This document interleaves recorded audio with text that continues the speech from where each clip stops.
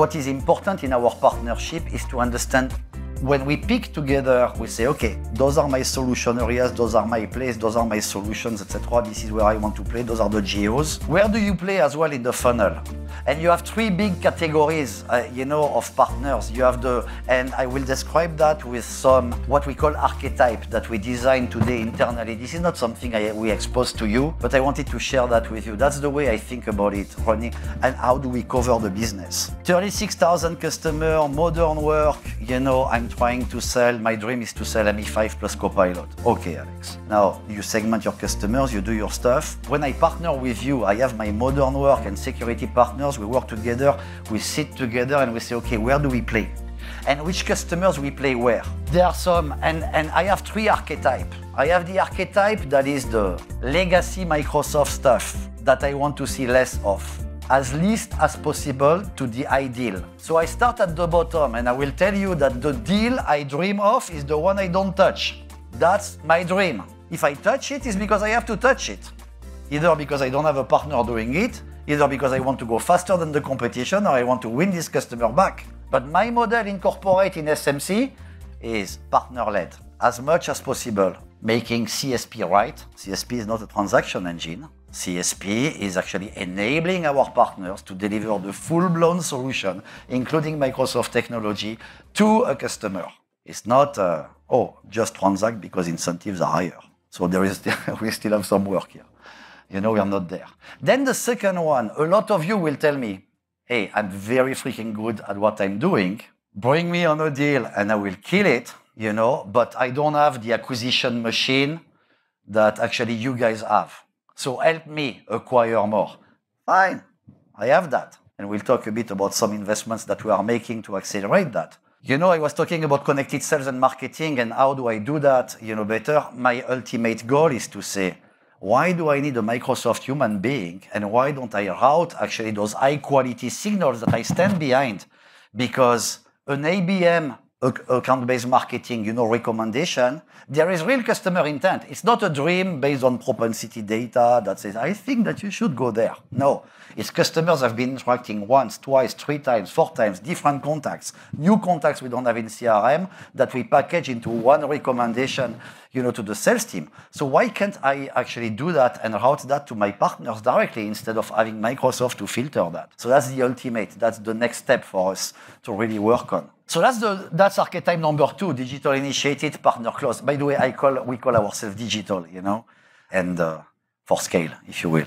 And then you have the least desirable, but it's required. It's required. There are some customers, they will want us actually to be prime, to be frontline.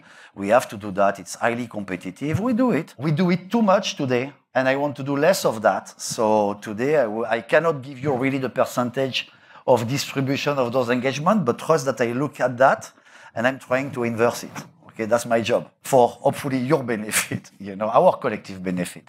So those are the archetypes. You understanding and being clear with the Microsoft sales team on where do you want to play for what priority, and how you want to do that is very, very important. Because the teams have a tendency to be confused sometimes. So clearer we are, more chances, we have to be very pragmatic in our execution. The biggest challenge I found in my 30 years career, and I've been doing only partnerships with you across the world, the systematic one is we are not clear at the point. So we have good strategic alignment. Oh, we should do that.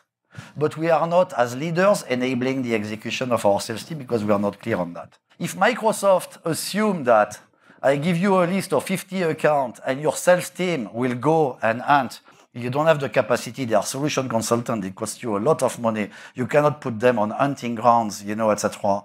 It will fail. And you will generate just actually confusion, frustration, at the base. So being super, super clear on where we engage together is critical. This slide is very confusing. I will slice it into 2 parts, the left and the right. So forget about the right, look at the left. This is the flow, okay? I want to create more pipeline. I need to create more pipeline. So do you help me creating pipeline, or do you come with me once I created pipeline back to the previous one? Okay, that's question number 1. But that's okay if you tell me I'm not creating pipeline, I'm coming with you on deals, and I'm freaking very good at what I'm doing, and I will win those deals for you. That's perfect. I love that. If you tell me I create pipeline, I love it as well. The most important, I'm not naive. Cloud migrations, the teams will come to you to say, I need you to migrate all those customers. This is not where you make money.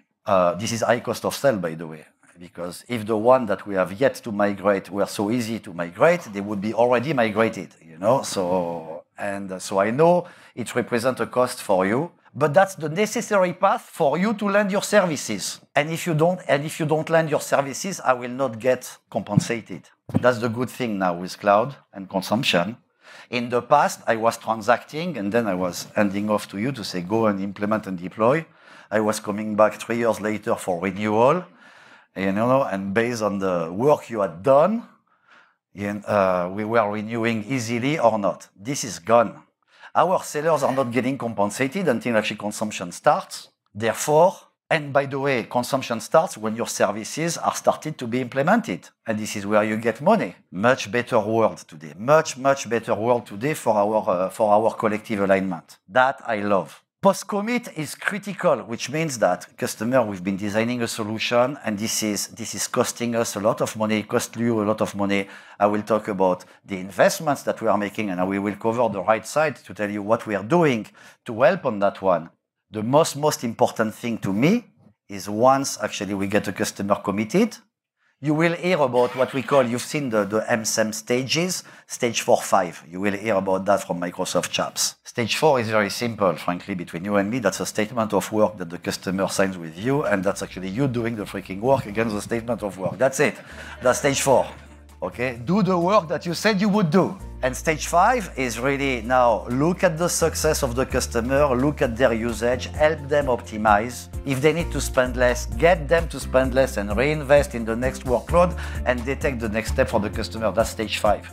This is where you guys monetize. This is where you guys, but if you're a product, you know, a partner like an ISV, that's a bit of a different gig. But if you're a solution provider across the board working with us, this is where you monetize. I'm not naive, and I want to enable that the fastest possible, because this is where I get compensated.